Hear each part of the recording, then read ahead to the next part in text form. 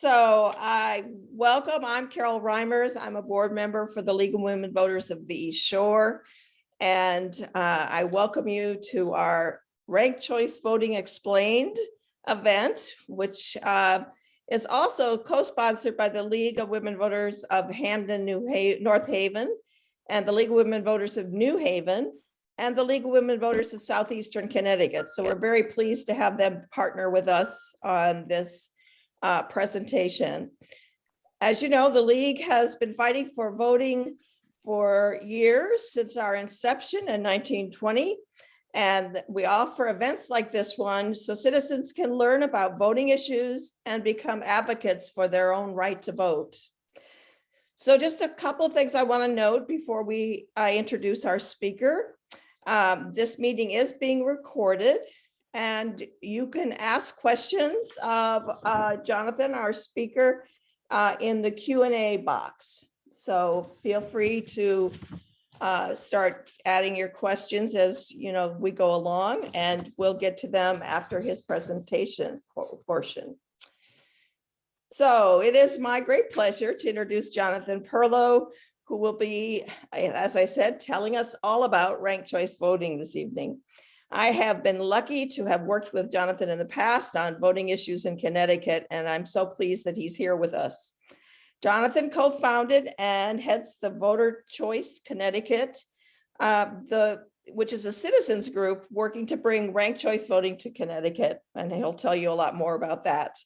Since the 2016 election, he has been active in efforts to protect and expand voting rights and strengthen our democracy, including the successful grassroots effort to get Connecticut to join the National Popular Vote Compact.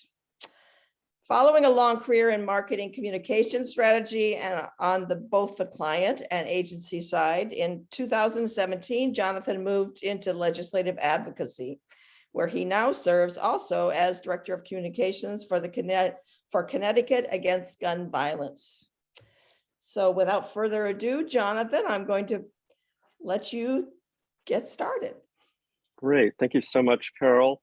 It was interesting. I first became aware that the League of Women Voters was involved in advocacy around the gun violence prevention issue. And it was the League of Women Voters of Greenwich, where I live, had chartered a bus to the March for Change rally in Hartford on Valentine's Day 2013. And I thought all the League did was publish voter guides.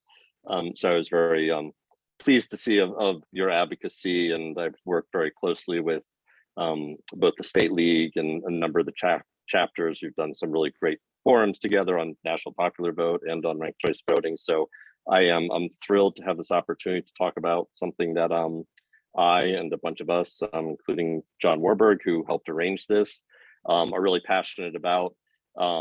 Kind of lay out the case for ranked choice voting, and then really looking forward to answering any questions you have.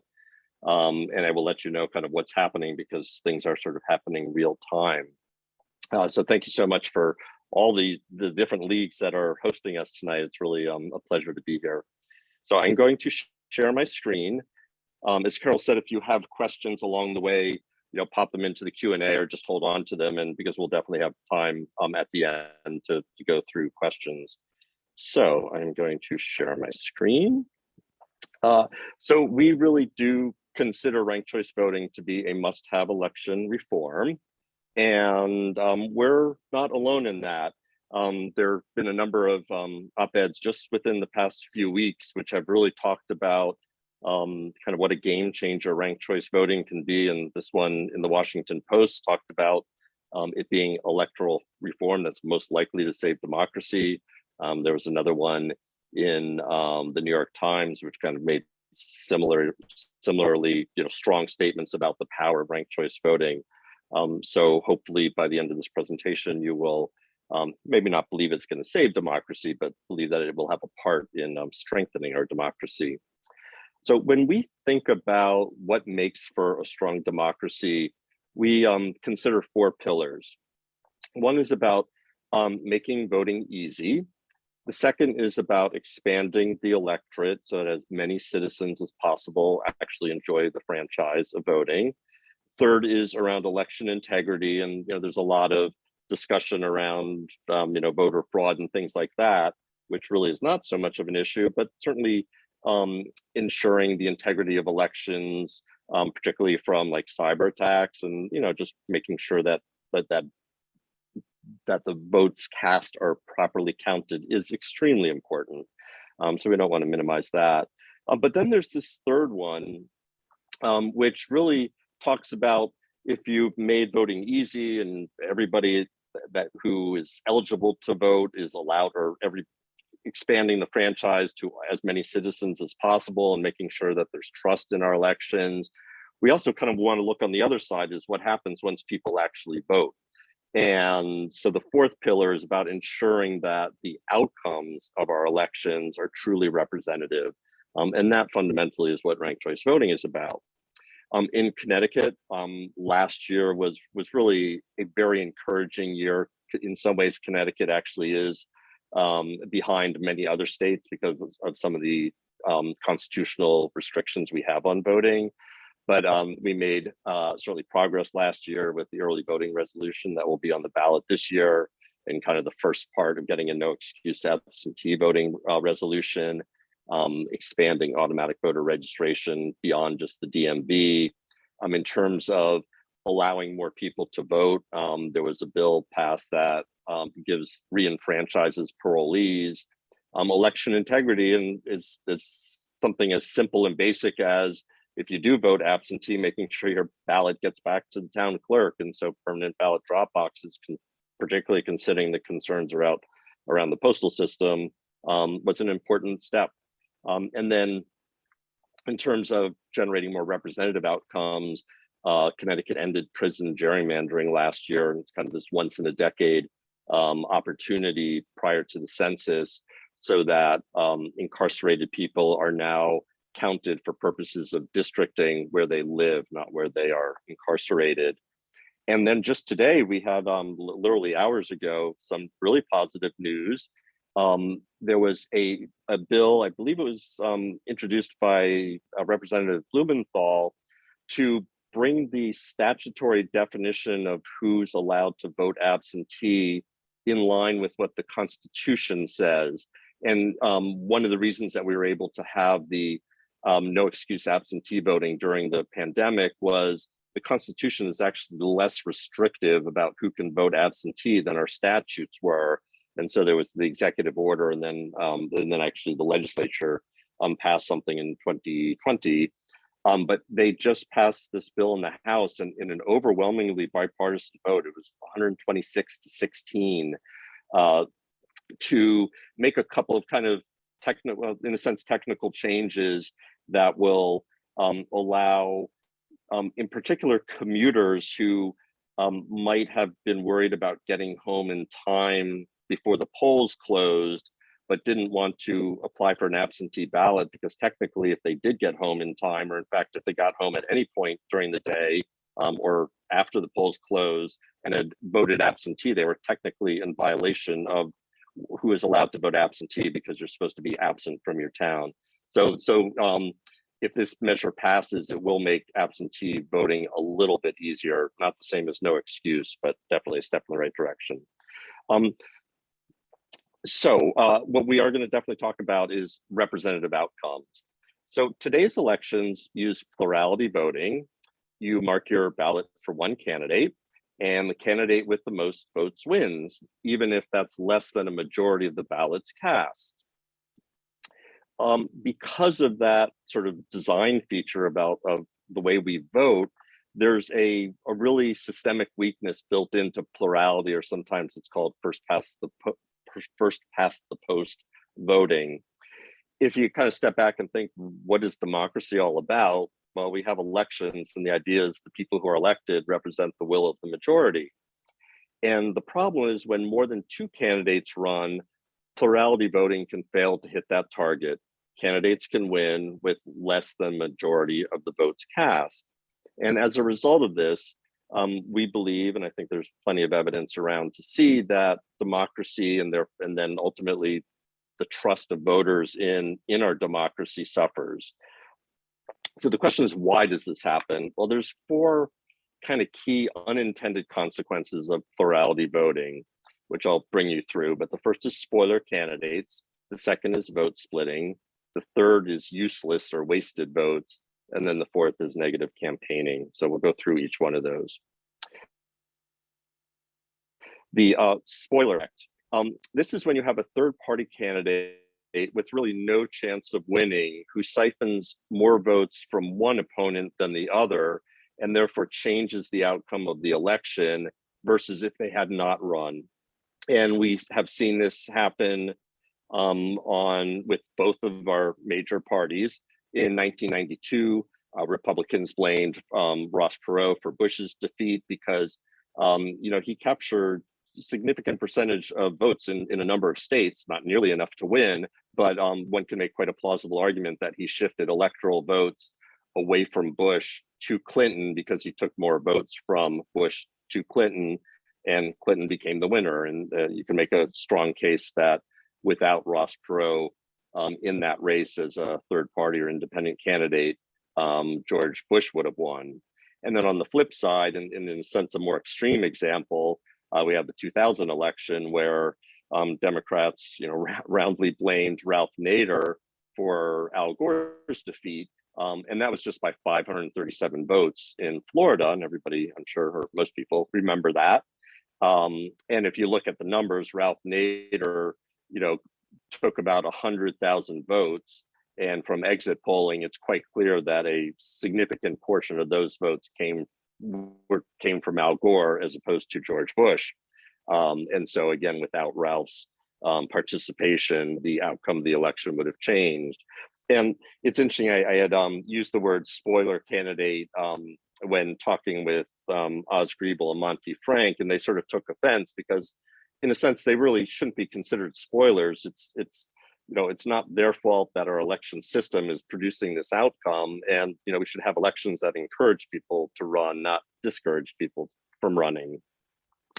Vote splitting, the second issue, happens where you have very crowded fields, and this is more typical of primaries, where small factions within a party can deliver victories to candidates who are otherwise unpopular. And in 2016 was sort of a case in point. Donald Trump won the early Republican primaries, even though twice as many primary voters preferred one of the other candidates to him. The problem was those 2/3 of voters were splitting their votes up among 10, 11 other candidates, and so Trump kept winning the early primaries with sometimes less than 40% of the vote. And then obviously candidates dropped out, and so later on he was picking up majorities in some states, but overall he won the GOP nomination with more voters favoring other candidates than him. Not a comment on Donald Trump. It's just a fact of the numbers, and this has certainly happened in Democratic primaries as well. Then we get to the third issue, useless votes. Not in Connecticut yet, soon, hopefully. People who vote early have this problem that if you vote, and sometimes in some states you can vote, weeks ahead of the actual election day. And if your candidate drops out by election day, then your vote was useless. It didn't have any impact on the outcome.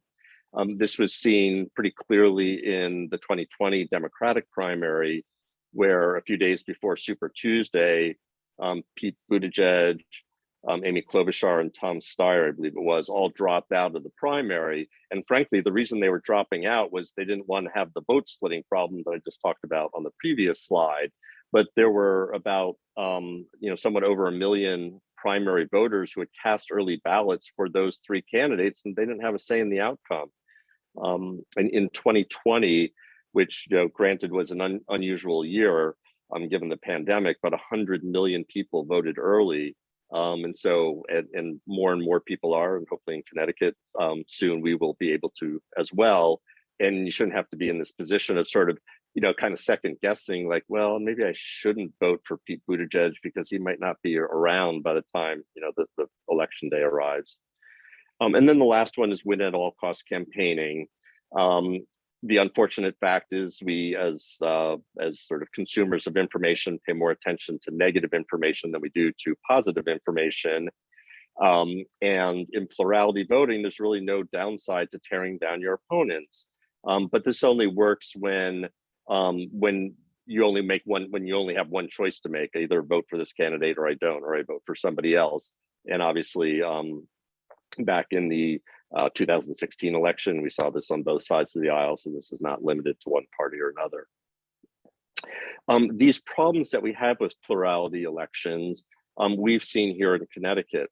In the 2018 gubernatorial race, first in the Republican primary, they kind of confronted the problem of vote splitting. Bob Stefanowski won the GOP primary with less than a third of the votes, which means, again, more than twice as many voters preferred other primary candidates.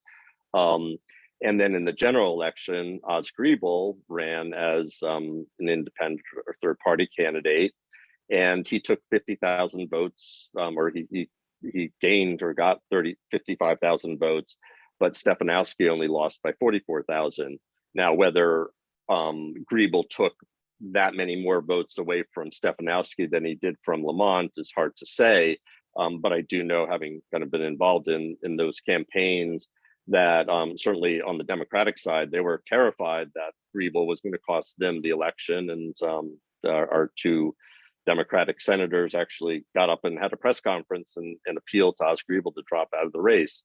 And again, that kind of doesn't feel like the right way to that our democracy should work, that we have these structural flaws where we're trying to convince people not to run and not to give voters choices. So what this really boils down to is our voting system doesn't reflect how humans make decisions.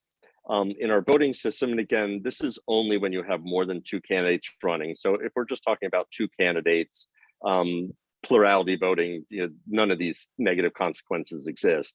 So it is when we have more than two candidates, but that certainly in primaries, that's very common. And it's pretty frequent in general elections as well. When humans are presented with choices, we have degrees of preference. So if I go into Baskin Robbins and I say I'd like a chocolate ice cream cone, and the server says, "I'm sorry, Jonathan, we're out of chocolate," I don't turn around and say, "Well, just give me any one of those other 30 flavors. I don't really care. They're all the same." Of course not. I might say, "Well, if you don't have chocolate, I'll take coffee. And if you don't have coffee, I might not come back here for ice cream again, but I'll take vanilla this time." So the whole point is, when your first choice isn't available, you have a backup choice. And the rhetorical question we ask is, well, shouldn't that be reflected in our voting system? And the answer is, it can be if we use ranked choice voting. So instead of picking just one candidate with ranked choice voting, you're allowed to rank multiple candidates in the order you prefer them. And so I'm now going to share, except I'm just going to stop sharing to make sure that I did the video setting right. So let me just reshare. Okay, good, got it. This short kind of video from Fair Vote that explains how ranked choice voting works. So what is ranked choice voting? In most parts of the United States, voters select a single candidate for each position on their ballot, and the candidate with the most votes wins. This is known as single choice winner-take-all, which can sometimes result in the election of a candidate who earned only a small percentage of the vote, even when the majority of voters supported other candidates. But that's not the only way of electing our leaders. Ranked choice voting is another voting method which allows voters to rank their candidates in order of preference. In a ranked choice voting election, a candidate needs to earn more than half of the votes to win. All first choices are counted, and if a candidate has a majority, then they win, just like any other election. If not, the candidate with the fewest votes is eliminated, and voters who picked that candidate as number one will have their votes count for their next choice. This process continues until a candidate earns a majority and is declared the winner. Let's look at an example.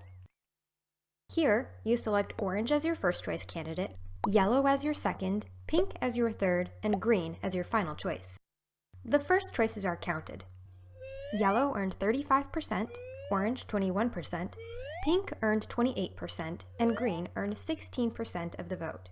Because nobody won more than 50%, the candidate with the fewest votes is eliminated, and voters who picked him as their first choice have their ballots count for their second choice. This continues until a candidate receives more than half of the votes, or 50% plus one. Okay. Whoops. So just kind of reviewing how it works. So voters have the option to rank candidates according to preference. You don't have to. If you just want to pick a first choice and sort of pretend it's a plurality election or ballot the way you've always voted, that's fine. But if you would like to pick a second and third choice, you're allowed to. And then all the first choice votes are counted up. And if a candidate receives more than half of the first choice votes, they win, just like in plurality elections. It's no different.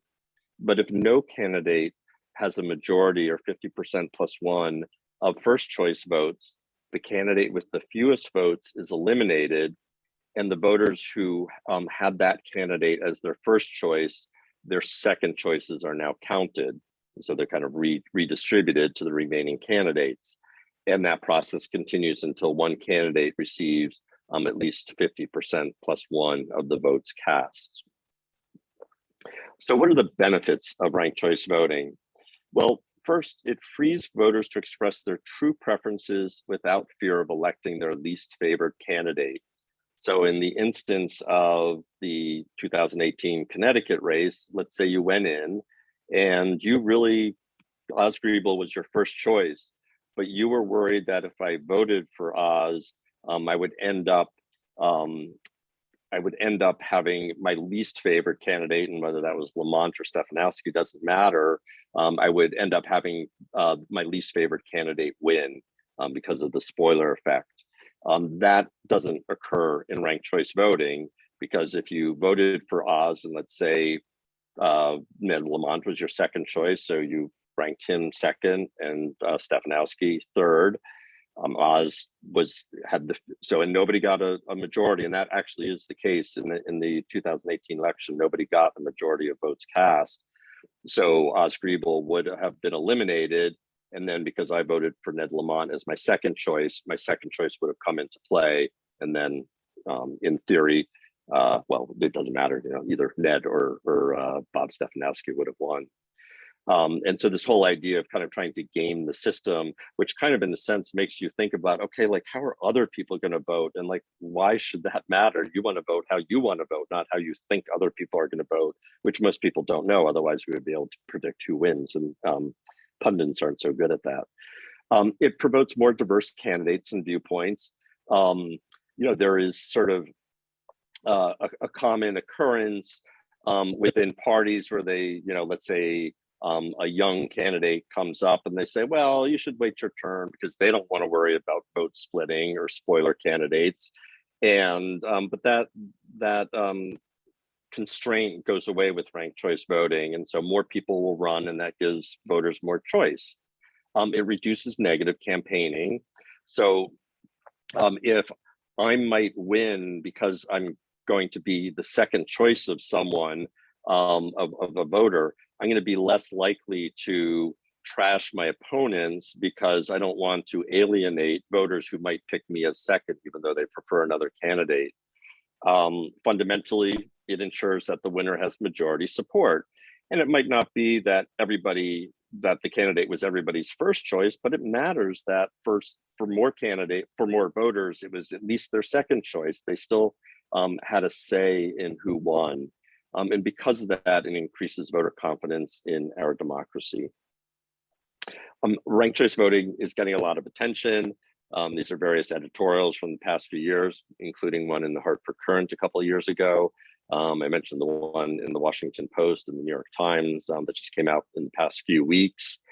Last year, ranked choice voting bills were introduced in 29 different states. So this really is something that's happening all over the country. In Maine in particular, which has kind of been the leader with ranked choice voting, they were the first state to allow it for congressional elections, and also the first state to allow it to be used in the presidential election. Because of their constitution, it hasn't been used for statewide elections, but the public really likes ranked choice voting, and they are trying to introduce a ballot resolution or a referendum to amend their constitution. And it's already being used throughout the country. So 28 states are currently using or have adopted ranked choice voting, so they will be using it shortly. And it's been used in a variety of different ways. Only Maine and Alaska are using it for statewide and federal elections. But there are a number of states that have used it in presidential primaries, a number of states that that various municipalities use it. And in some places it's actually used, and particularly in the Southeast, it appears, for military and overseas voters. And the reason for that is those ballots have to be printed up so far in advance that you run into this problem of wasted or useless votes. And so they want to give those voters who have to vote far in advance, kind of a backup choice. Voters get how to use ranked choice voting. They do actually use it and they prefer it. In New York City last year, it was used for the first time in their mayoral primary. And based on exit polls, more than 3/4 of voters wanted to use ranked choice voting again. And importantly, 4 out of 5 voters actually ranked more than one candidate. So they're actually, looking at these options and taking advantage of the ability to express preferences. And virtually every single voter found the ballot simple to complete. These are results that have been seen around the country where there have been exit polling. And again, it's mostly at the municipal level. But for a number of years, we've been getting consistent results that people understand how to use it, they like it, and they want to keep using it. And there's been studies about sort of ballot spoilage rates, and they're no higher than with plurality voting. So there's a lot of different sort of metrics that show that it is a practical and desirable voting election reform. It is important. Voter education is definitely important. It certainly is a change in how we would vote. And so voters do need to be educated about that. But you think about the effort that went on in 2020 here in Connecticut just to educate people on how to use absentee ballots, because most people don't vote absentee in Connecticut.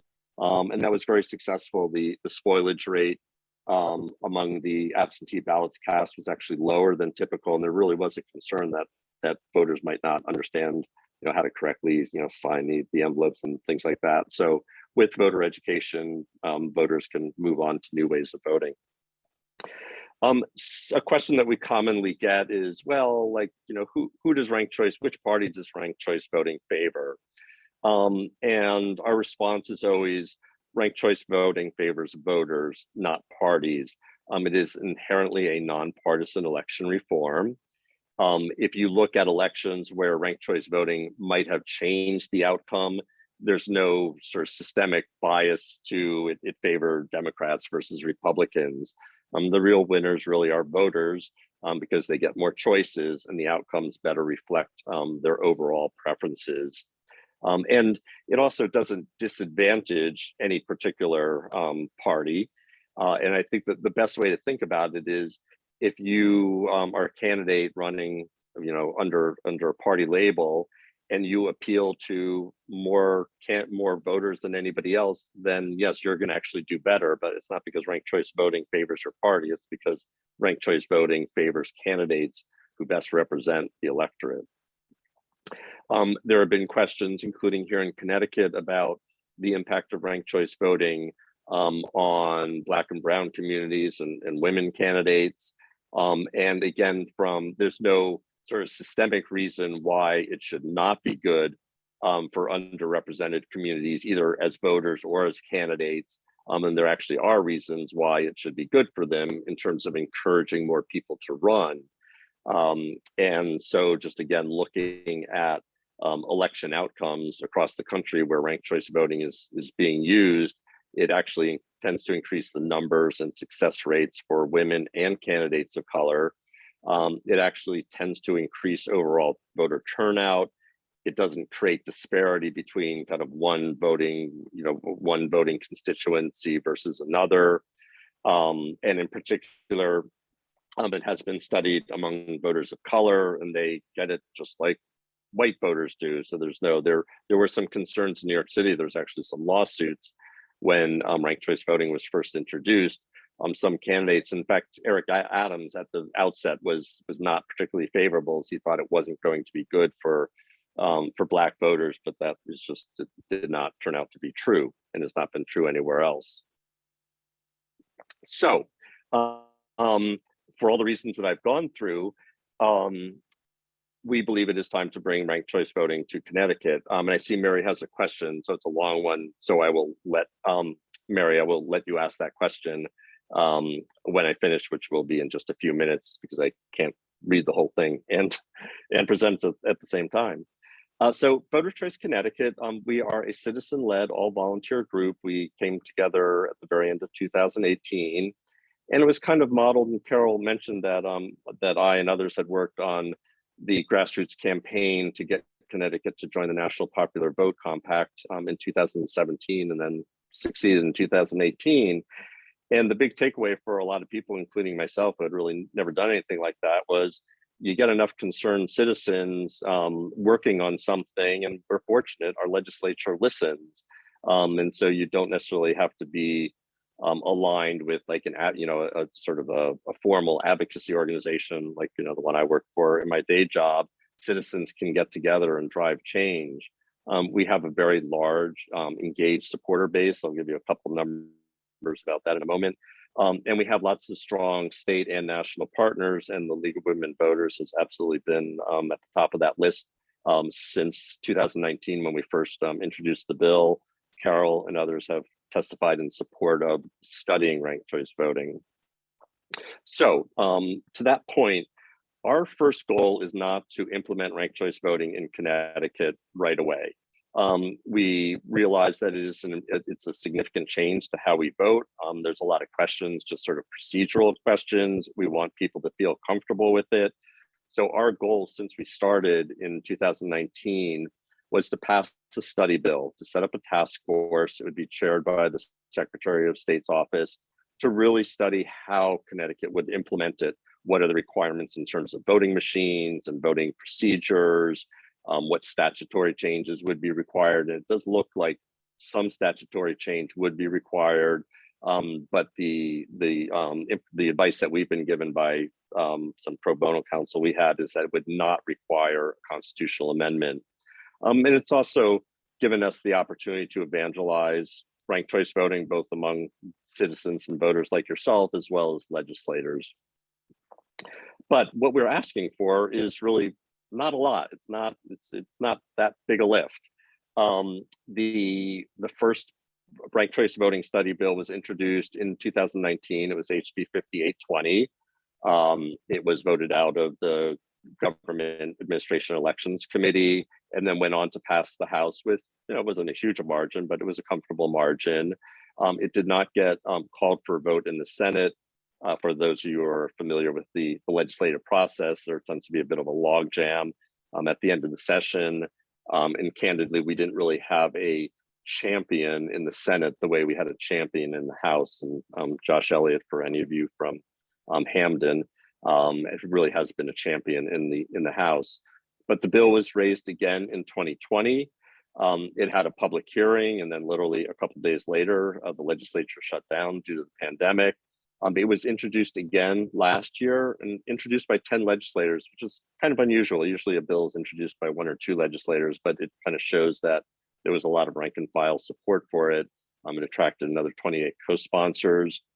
We recognized going into last year that the GAE agenda was very crowded with a lot of really important stuff. And I kind of in the beginning went over all those different voting and election reform measures that were passed. So we kind of recognized that last year, it was a sort of a big ask to kind of get it on the agenda along with everything else. But the bill only asked the legislature to form a task force. There's no fiscal note for those of you who are familiar, like when a bill is raised, the Office of Financial Analysis looks at it and says, is it going to cost state or municipalities any money? And doing the task force will not, mainly because most of the people serving on the task force are volunteers. It has very strong grassroots support. We have literally sent more than 1,000 emails over the past couple of years to legislators asking them to raise the bill. It's been endorsed by Denise Merrill, as I mentioned, by the League of Women Voters of Connecticut, Common Cause in Connecticut, as well as national partners. And I want to be clear, the League hasn't taken a position on implementing ranked choice voting, but it is in favor of studying the implementation and sort of, getting more information about it. So where do we stand right now? Some of you may have, if you're on our email list or kind of heard about it from other people, been one of definitely well over 100 people who wrote to the co-chairs of GAE asking them to raise the bill. They did not, which we were rather disappointed. Instead, they raised a concept bill called an act establishing a task force to study implementation of voting reforms. And we kind of scratched our head a little. It's like, is that the ranked choice voting study bill? We couldn't get a clear answer. We couldn't get any answer about that. But we felt that that at least sort of gave us license to show up to the public hearing and say, well, one of the voting reforms that we think you should study is ranked choice voting. But just 2 days ago, when the agenda for this Friday's public hearing was posted, that bill had turned into something different, and it turned into an act establishing a task force to study placement of ballot referendums or of referendums on the ballot. And they are actually moving forward with trying to create a 12-person task force to decide whether to put referendums on the front page of the ballots. And we are candidly very disappointed. After we first saw that this sort of mysterious study implementation of voting reform bill was a concept bill was raised, 165 voters contacted the GAE co-chairs and said, we're not sure if this is the bill or not, but we just want to make sure that a ranked choice voting study bill is raised, and we did not receive a response to that. Since we found this out 2 days ago, more than 100 people that we know of, and it could be quite a bit more, have again written to the co-chairs of GAE, and that's Senator Flexer and Representative Fox, really making a strong case for it's time for this bill to be considered. And we have about 5 pages of talking points as to why ranked choice voting is a good election reform. But we don't give up easily. We still have an opportunity to get the bill introduced via an amendment. And so if we can get one of the committee members, or hopefully the co-chairs, to make an amendment to one of the raised bills, they could, in fact, move forward. There probably wouldn't be a public hearing, but that's okay. We can make our case. We want it raised and voted out of committee. And if they raise the bill, we will contact the committee members and tell them why we think this is something that should be voted out of committee. Mary mentioned the word transparency. And again, just being candid, we're a little disappointed in the lack of transparency coming out of GAE. This is not the way a representative democracy should work. We would love to have you join our movement, and there's a few ways that you can do that. John is going to drop a link to our email sign up form, and that is the main way we keep in touch with our supporters. And I'm so proud of the supporters that we have. They have turned out time and again when we say, hey, we need you to contact legislators, or we need you to contact the GA committee members. They do it. And so we really do feel we are representing voters and constituents and citizens. So please do sign up. We'll see if we can, through Carol, also, kind of get a follow-up email to the people who have registered with that sign up link. But if you have time now, please sign up. And just, okay, there, and John did drop the link in. And then, definitely, spread the word to others who you think might be interested in democracy reform, strengthening our democracy. If you belong to another group, or you can get 5 or 10, if we get a nice, small group of 5 or 6 people, we're happy to do an info session like this. But a lot of times you also, if you're part of an organization that has a regular monthly meeting or whatever, we're happy to come and do kind of like the 20-minute version of this. And then we are on social media. So I want to talk about one thing that if you believe ranked choice voting is something worth having the General Assembly take a look at, or setting up a task force to take a look at, we would ask you to contact the GAE co-chairs, Senator Flexer and Representative Fox, and literally you need to do it tonight or tomorrow morning, asking them to raise the bill. And John will also drop this link into the chat. And it has the language that you can send them. It's just a couple sentences asking them to raise the bill. If you happen to know some of the committee members that have been supportive of ranked choice voting, and it's also in this Google Doc, but I will mention their names, in some conversations we've had with various parties, including the clerk of GAE, they had made, or the clerk had made a suggestion that contacting some of the committee members and asking them to sort of advocate to the co-chairs might be a way to kind of move forward. And so in this Google Doc that this links to, we have the names of, I guess it's about 7 or 8 members of GAE who in the past have either co-sponsored the bill, have voted for the bill. It was voted on in the House in 2019, or have completed the Common Cause Secretary of State candidate questionnaire saying that they support it. One of the committee members is running for the Secretary of the State, Hilda Santiago, and others have just over the years have been, supported in their discussions with us. So the legislators on that list are Representative Haddad, Greg Haddad, Amy Morin Bello, Kristen McCarthy Behe, Christine Palm, who I believe represents some of the people on the call today, Hilda Santiago, Senator Derek Slapp, Stephanie Thomas, who is also running for Secretary of the State, and is the House Vice Chair, and Senator Haskell, who is also a Vice Chair.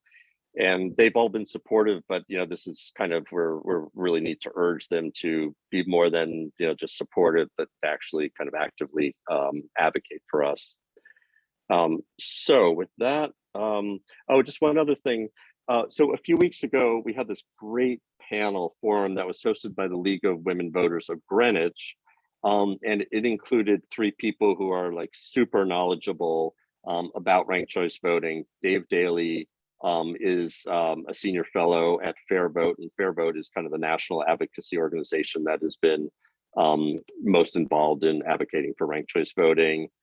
Sean Dugar ran the education campaign for New York City and has run RCV campaigns for candidates, and he's now leading an organization in Washington, D.C., where they're trying to adopt ranked choice voting for the DC City Council.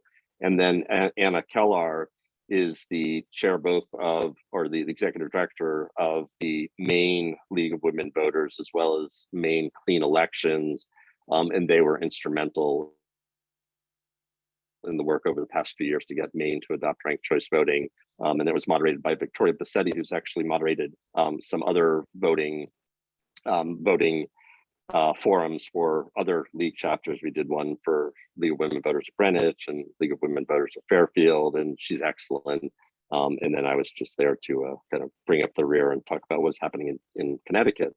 And what was kind of cool is the Greenwich League was in discussions with Connecticut Public Television about broadcasting, one type of forum or another, and CPTV said, "Oh, that one on ranked choice voting seems kind of cool."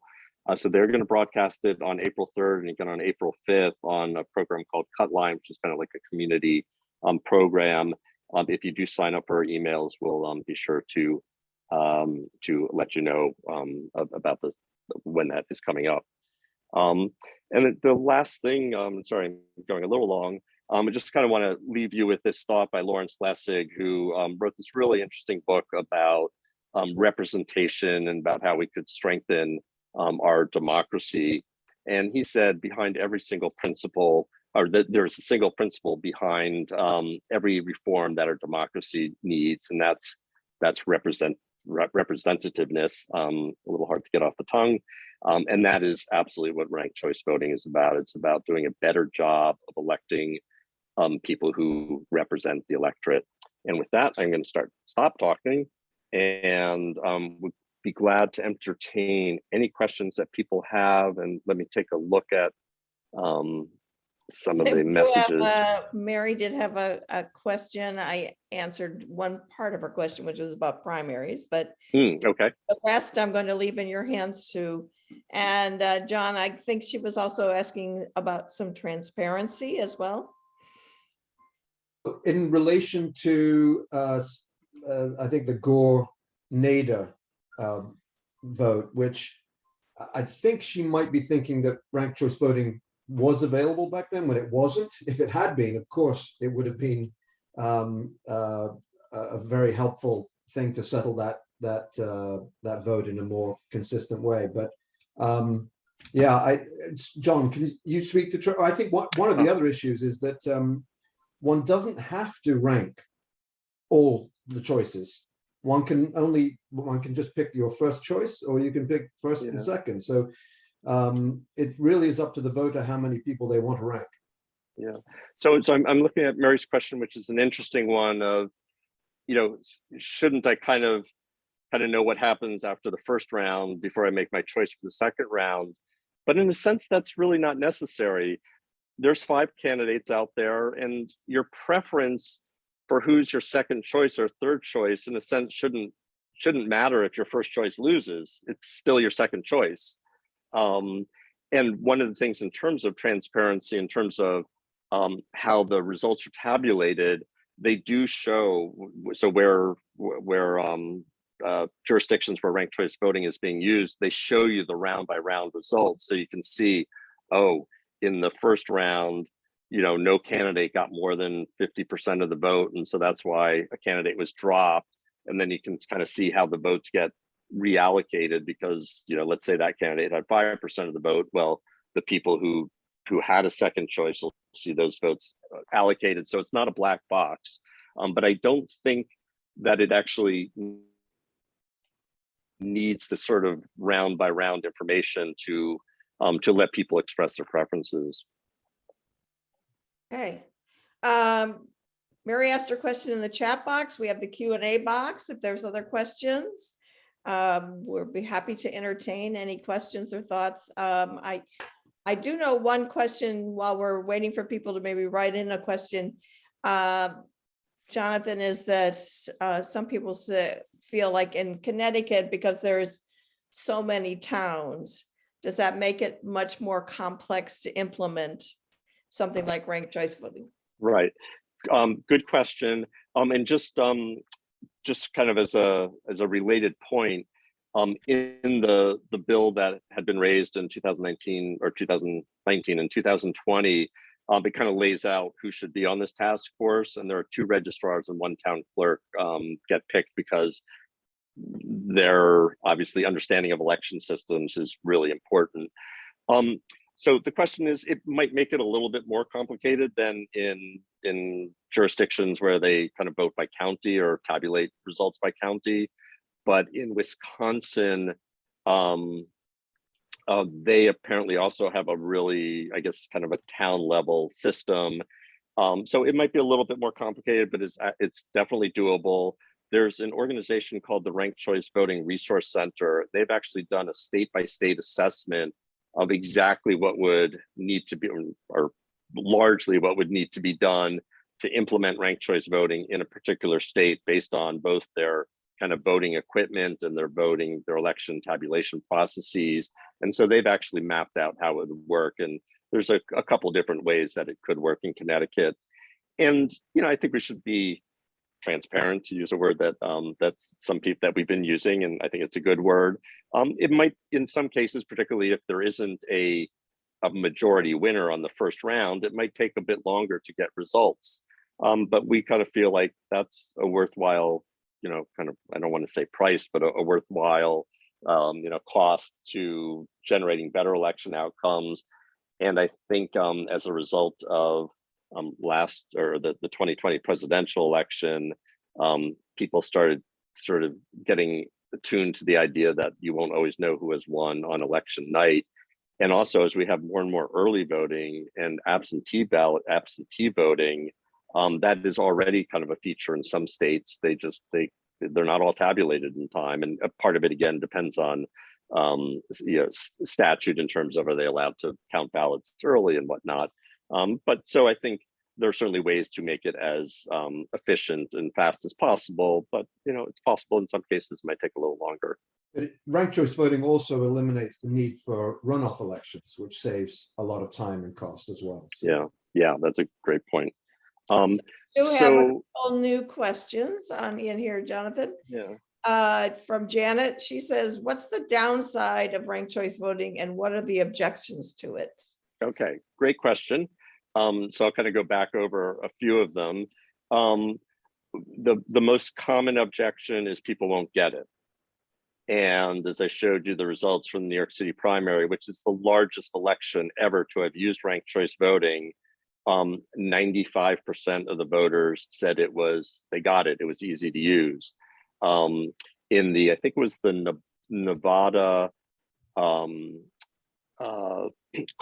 Democratic caucus in 2020, because of the pandemic, they actually used ranked choice voting because they couldn't get together in person. And caucuses are a little like ranked choice voting because everybody casts their vote, and candidates who don't meet a threshold, like 20% or so, are dropped out, and then they vote again. So it's kind of like this round by round ranked choice voting.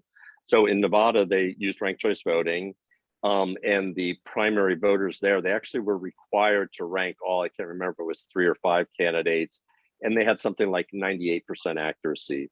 So it requires education, but again, we shouldn't not adopt, something that is going to drive a better representative or better democratic outcomes, because education is needed.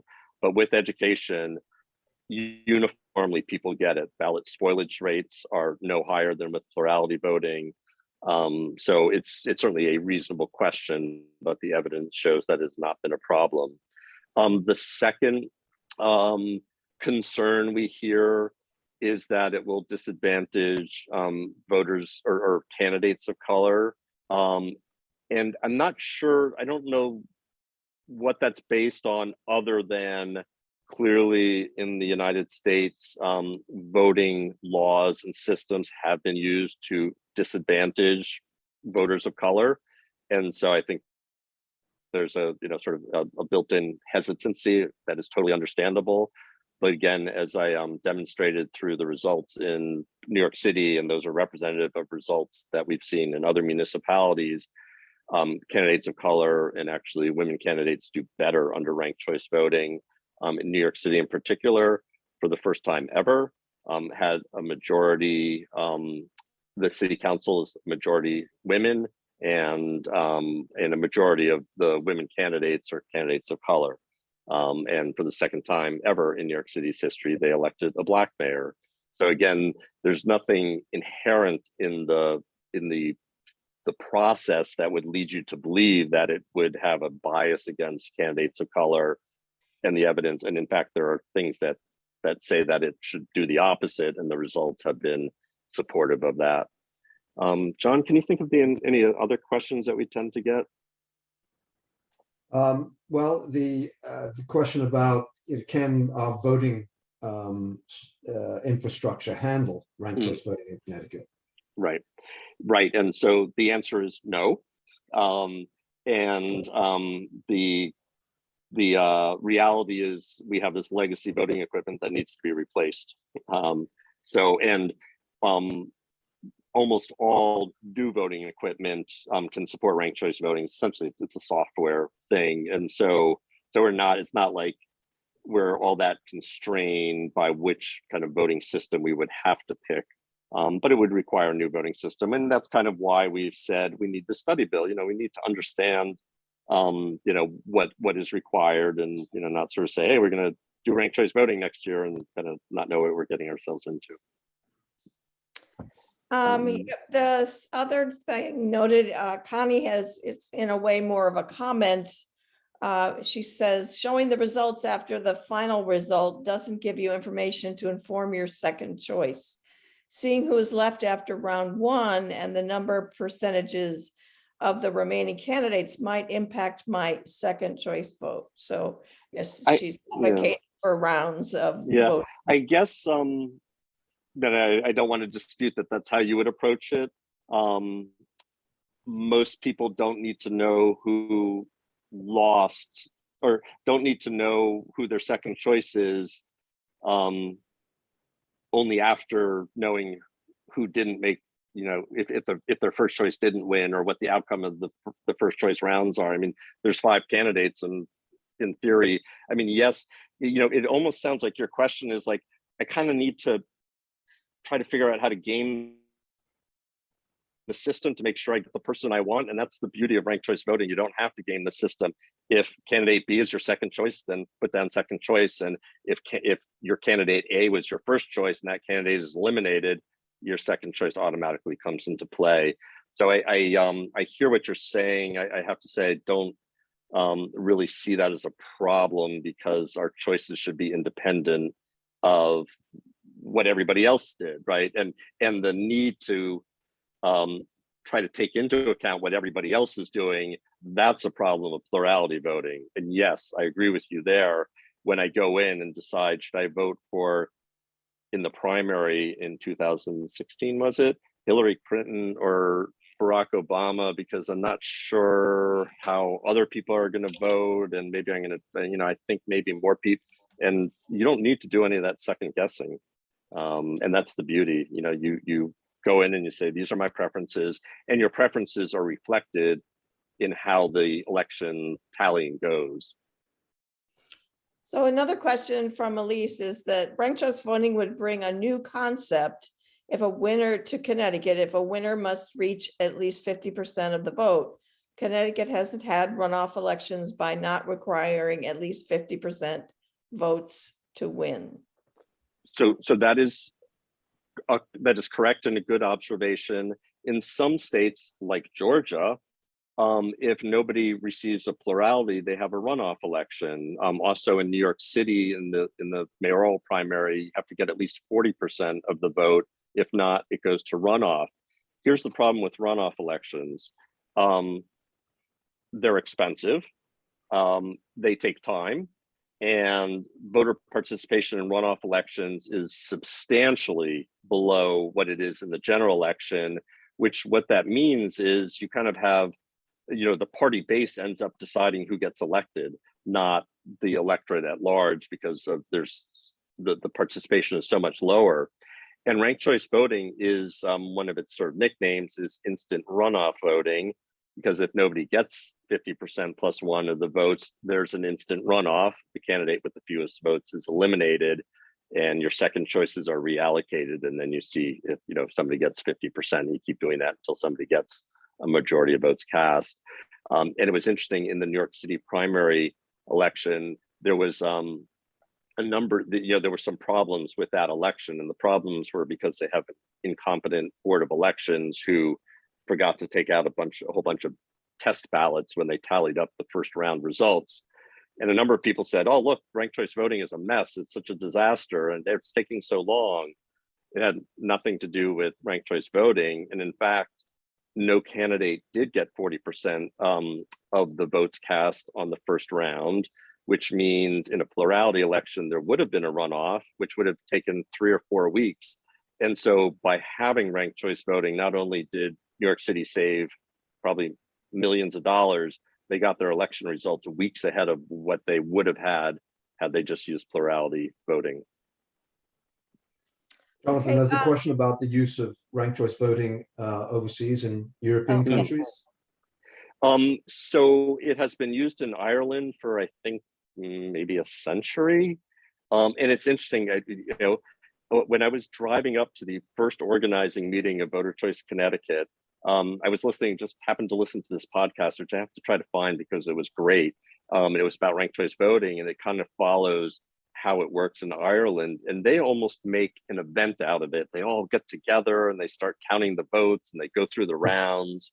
But it has been used there, I believe, for certainly decades. It's also used in Australia. I'm not sure for exactly which types of elections, but it's used certainly in kind of like their federal or national elections in Australia.